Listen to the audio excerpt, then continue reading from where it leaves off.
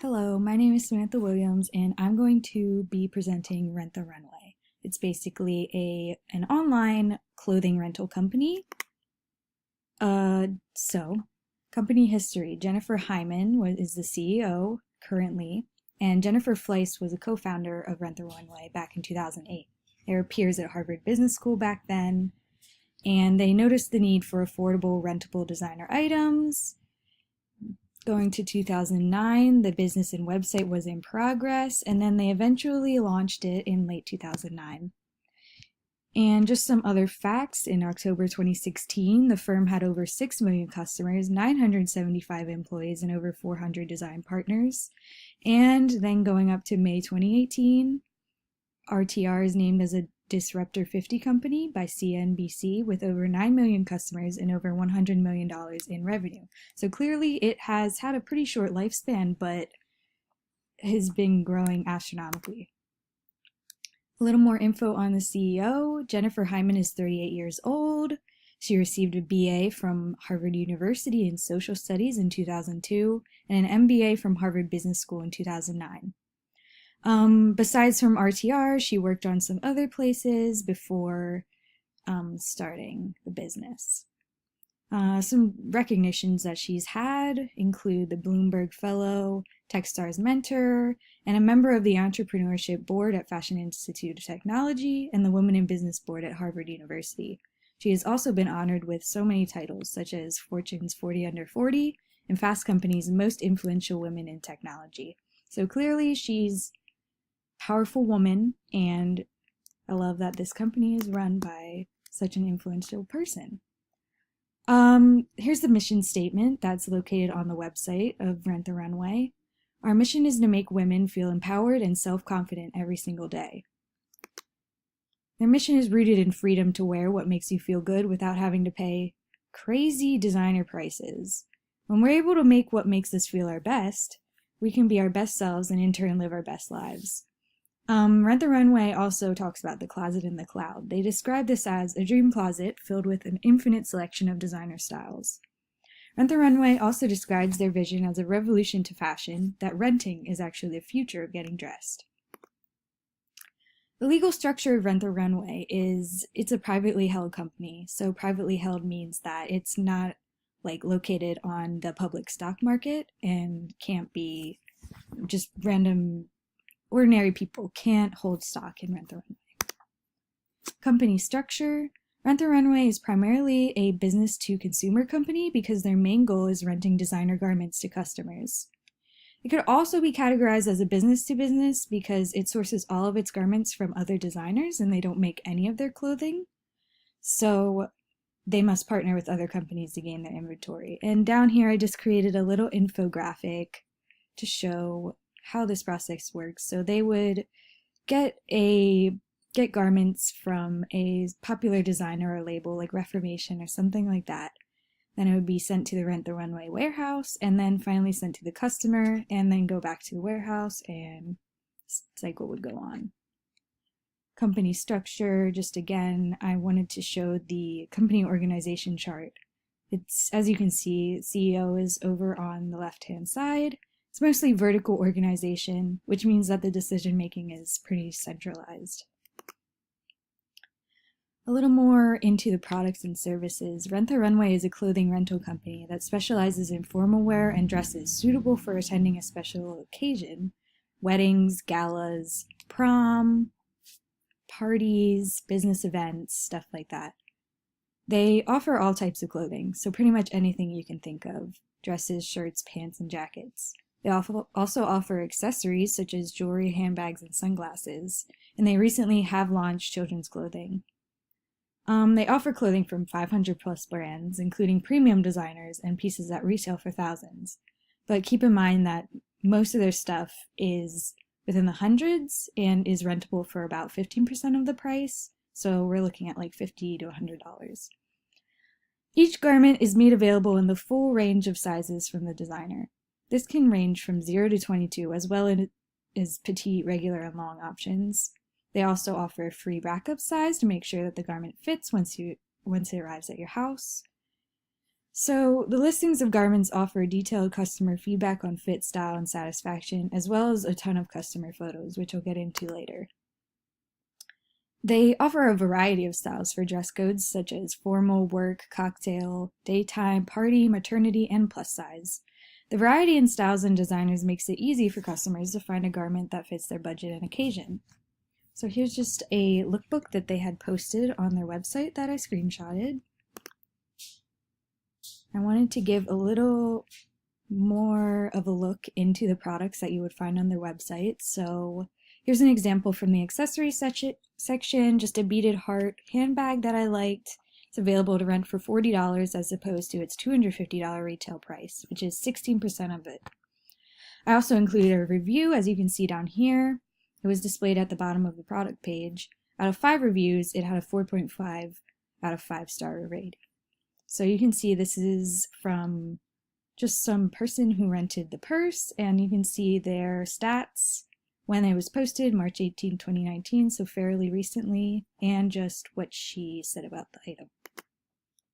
Another item I found, which I was curious to see the most expensive item on this website. So I found this dress. It is the most expensive garment available.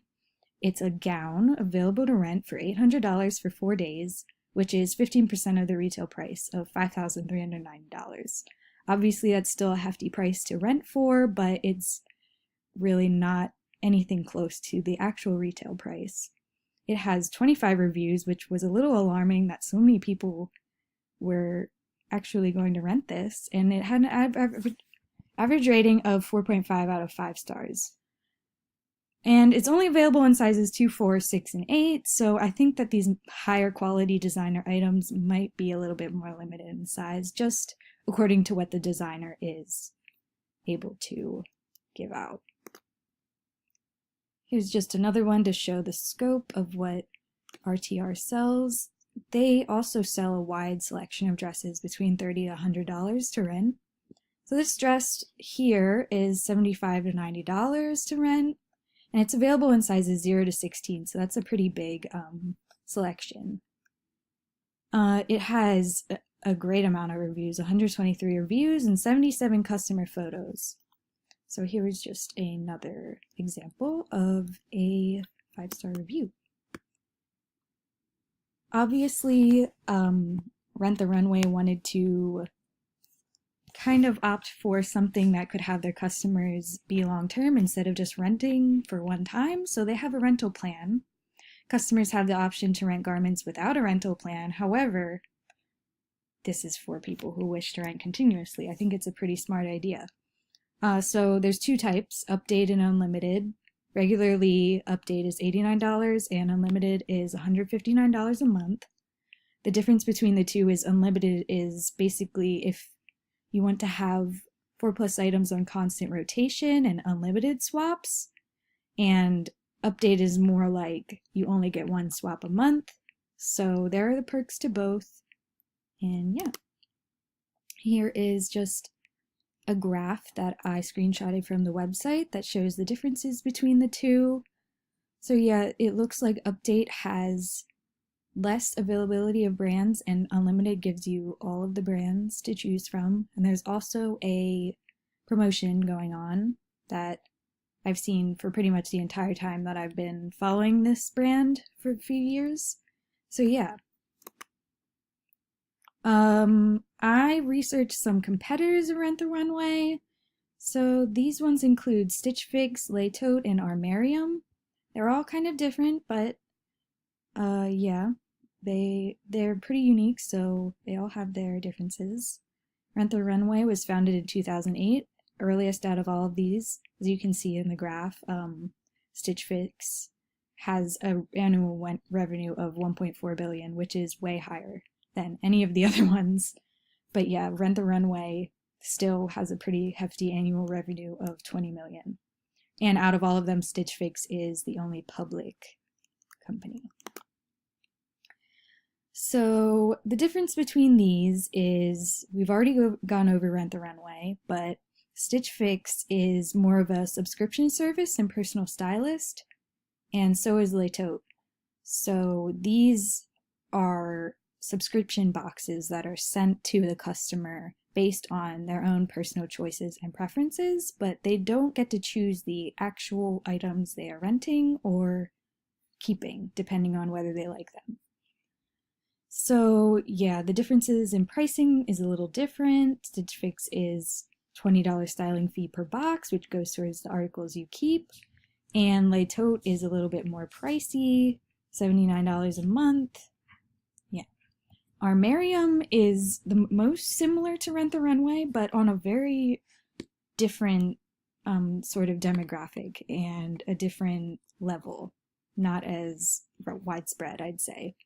So this is a clothing rental service, but it's only for occasion wear, high-tier designer garments, basically very, very high $1,000 dresses, and the garment rentals, as far as I've seen, begin in hundreds of dollars.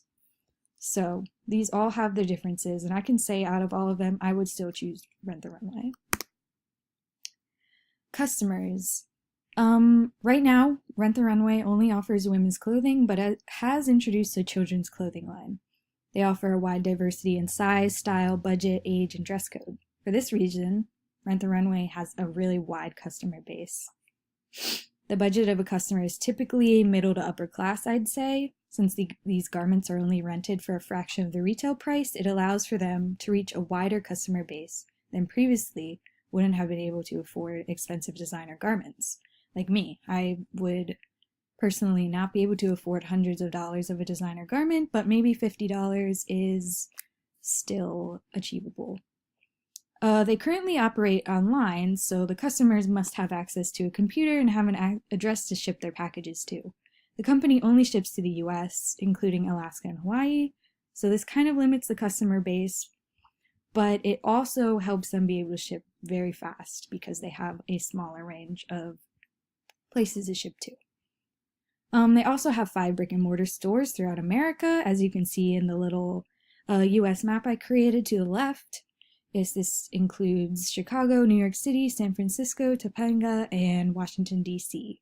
So the accessibility of these in-store places is limited to the people in these cities, but they're pretty widespread. So marketing strategies that I've seen, first off is promo codes. They use a lot of different promotional sales. They want to urge buyers to rent for the first time, basically. This includes 20% off your first order, $80 off the unlimited trial, or $69 update trial month. They also offer a student discount code for a $67 update plan. And these are just some screenshots that I took off of the website when I was browsing.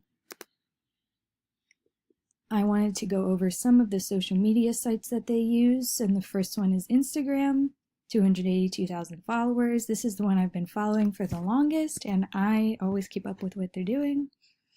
So they use it as a photo sharing platform as well as for customer photos and quotes. You can see on the right that just an example of their feed from the last few weeks. This is the only platform I follow. Yeah.